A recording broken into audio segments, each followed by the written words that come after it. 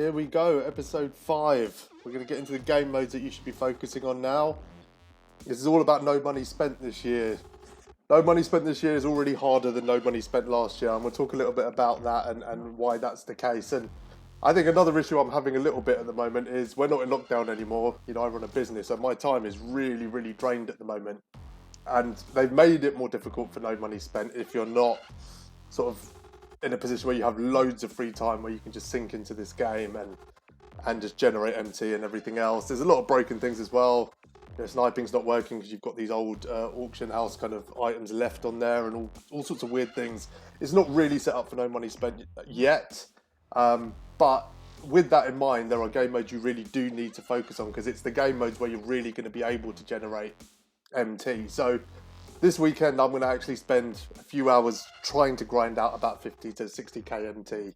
And I'm going to show you how I'm going to do that. And I'm going to walk you through all the game modes and when I'm going to start playing those modes. Because I'm going to play everything, but there's a strategy to everything to do it, sort of minimizing the impact on your MT and making sure you're doing things at the right pace and not getting ahead of yourself and burning through MT and making bad decisions or contracts or anything like that. So let's get into it. So as I said, I am quite far behind. You know, I should be a little bit further than I am right now, but my squad's coming together slowly. A big part of that is I actually pulled Brian Winters out of the vault in Triple Threat Offline. Although I have noticed that vault is opening less and less the higher you go on this board. So I'm about 30 wins in now. And I did pick up my last Sapphire collection reward to now switch to the Amethyst, to the Rubies. So I want to build up a squad really at a base level of Ruby. Again, I'm not quite there yet, but it's not going to take a huge amount to get there. But I'm trying to get through these token rewards as quickly as I can. If I can get to the Amethyst base probably within the next week or two, you know, I'll be fairly confident about, you know, sort of seeing through my plan from there, which is to get on to Unlimited and maybe a little bit of Limited because my squad can compete. But in this sense, you know, we're kind of okay because the token rewards are there. We know tokens can be really easy to kind of pick up and collect and get through. They are releasing cards at a really fast rate though, so I'm really concerned how quickly these cards are going to be outdated, which is why I'm going to focus a little bit more. You know, these Amethysts, you know, there's probably already 15, maybe 20 cards in the game that are better than these rewards, and we haven't really had time to get there, so let's see how it goes. Now, Triple Threat Offline is one of those modes I am going to grind this weekend. I'm going to try and get through about 50 games. I have lost a few on my way up, but the team I'm running now is winning quite comfortably. But, you know, you can see I haven't really played much, but to already be at 31 wins, it doesn't feel like it was a huge amount of effort. So with a bit of effort, I should be able to get to sort of 80 to 100. I think that Kenny Walker is going to be crucial on the way up. I don't know if I'm going to use this as a rider, but again, it's another Amethyst. It just improves the base level of my team. As you get higher, you know, you can see 10 tokens there. You know, that's pretty close to just grabbing a Ruby player out of the market. Stefan Marbury, of course, another 10 tokens there. 15 tokens on the board there, and then to get that diamond JaVale McGee. So I really want to get through Triple Threat Offline, I think, in total within a couple of weeks. It's probably ambitious with the time I've got, but let's see if it happens. So that's one of the modes I'm going to grind this weekend. This is the other one. Triple Threat Online. So you can see I'm on 4 wins on the board now, no losses yet. So again, I'm going to really plow some time into this. If I can get 3-4 hours of Triple Threat Online done, I'm sure I'll have about 50k in MT. I win 8 out of 10 games. I don't win every game, but I do run the board most times and it's super helpful. In terms of Limited, I don't really have any interest in this mode. I mean, I know that Ralph Sampson's there. I mean, I've heard people have played 19, 20, 25 games and they haven't got the ring.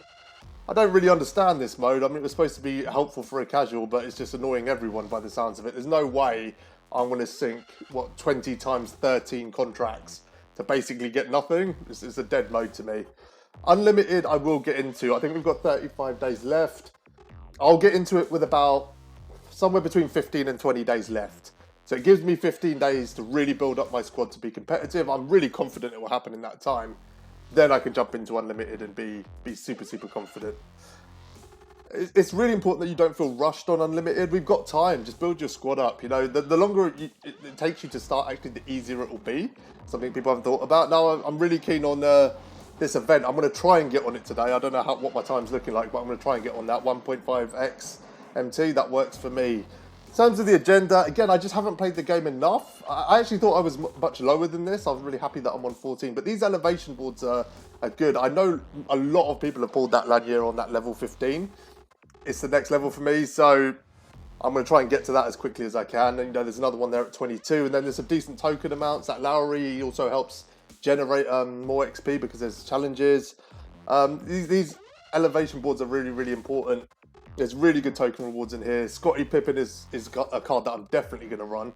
Defensively, he's always a good card. And actually, the slow release helps this year. You see up there, 25 tokens. So again, with the sort of agenda board, take your time. You're not in a rush. They're going to add new things every week. You don't need to try and do it all in a week because you're just going to be so inefficient. With domination. So I only really started playing this a few days ago because I didn't want to get into it with, emeralds and things like that because I knew it would be a struggle. I think I've lost one game. I think it was the first game I played as well. The team I've got now, because of a couple of tweaks I made, is actually winning quite comfortably, if I'm honest. So my goal is to knock out 2 in each region. That will get me to the 33 stars to unlock the next one. But I will play the last 3 challenges on this one because I know that the rewards will be slightly better. The rewards aren't great. You're getting 1 or 2 tokens for completing 2 of these games. It's not bad, but you'll get way more in triple threat. So I'm not really doing that for the MT or tokens. I want to get into the historic one because I know the rewards will be better. So you can see I'm on 27 stars there. I just need to win 2 more games. Historic will be unlocked, and then I'll focus on the 2 later modes to get a lot more. In terms of the challenges, Dame Lillard I knocked out. It was literally the first game I played. Going back, I wouldn't have done that again, by the way. I literally loaded into the game and completed that challenge with a buzzer beater. If I did it now, it would have been quite easy. These moments challenges don't really have any value. I'm pretty sure you're going to lose more in contracts than you pick up at MT. Don't really see the point of that. This Walt Frazier, I probably will pick him up. Timing is everything, because we all know that's kind of grouping. There's going to be 5 of them, and then it will lead to a good card. So we'll see how that goes. And these 2 challenges I will play. The problem is, the opponents are pretty good. I need to make sure my team can compete. Again, I think I could probably win this game right now, but thinking I could win this game isn't a reason to play it.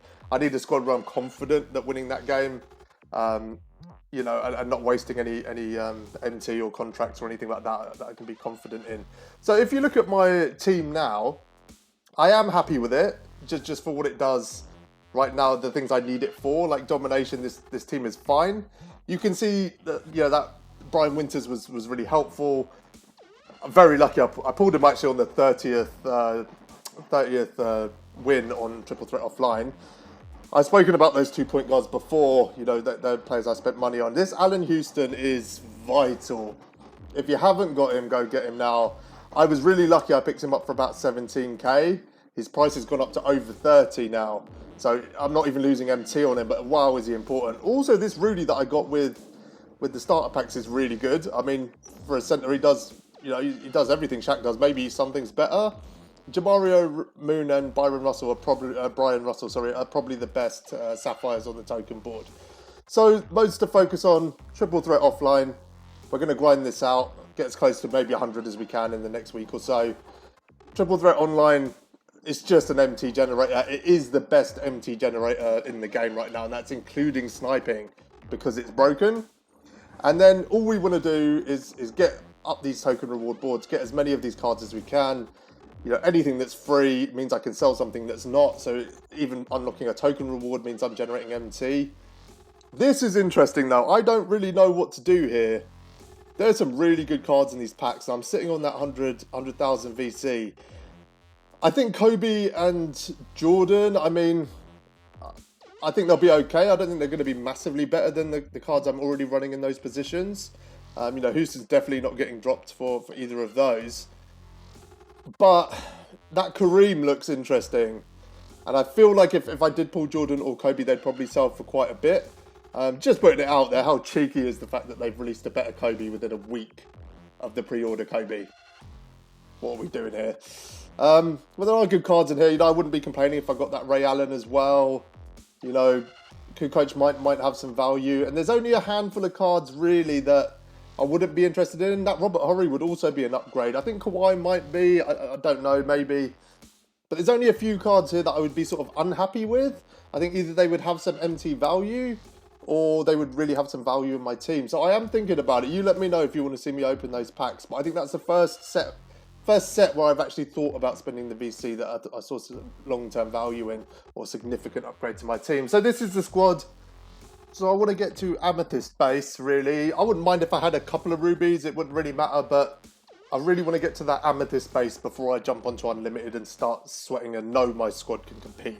I'm happy with this for now. Triple threat is your main focus. Just tick through domination. There's no rush. Take your time. Got like 40 days left in this season. So there you have it. That's the game modes really that you want to focus on. There's a couple of other videos I want to get into. The next video is going to be the traps.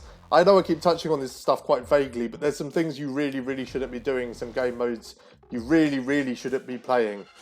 We really need to be aware that they're making no money spent as difficult as they possibly could for you this year.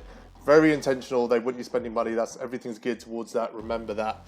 But there's so many little traps set up right now to make you burn through MT. Patience is really important, guys. I'm going to do a whole video on it. Episode 6 is going to be avoid those traps. But you know the stuff I'm talking about already. The fact that domination is in Hall of Fame on the first set of challenges. Why is it on Hall of Fame? They just want you to spend money because they know to get through those challenges quickly, you can't do it with a bunch of emeralds, or the average player can't. So they're going to force you into spending money. Just be patient. You don't need to clear domination yet. Yes, there's a really good chance that those cards might be outdated by the time you finish it, but you'll still get the tokens, you'll still get the MT, it'll still have some value, but don't lose 50 games. The loss of 50 games in the MT you'll lose on that stuff is way more impactful than just waiting. You'll lose a lot less in the long run. So I'm going to get into more of that stuff in the next video. There's loads of traps. Stay away from them. It's going to be a really important video if you're doing any form of no money spent, whether you're grinding it all day or whether you're dipping in and out. It's going to be just as valuable. Now, the other thing I'm going to do is I'm going to release just one ad hoc video about shooting. So the last shooting video I released, I kind of walked through the stick and how it works, and some of the confusion that people had about it and why people were struggling. Despite the fact I released that video, I'm not using the stick and my shooting has improved considerably. So there's a few reasons that's happened. I'm going to tell you what all of them are. I'm going to walk you through all of them in that next video. But until then, I hope this helps, guys. Thanks for watching.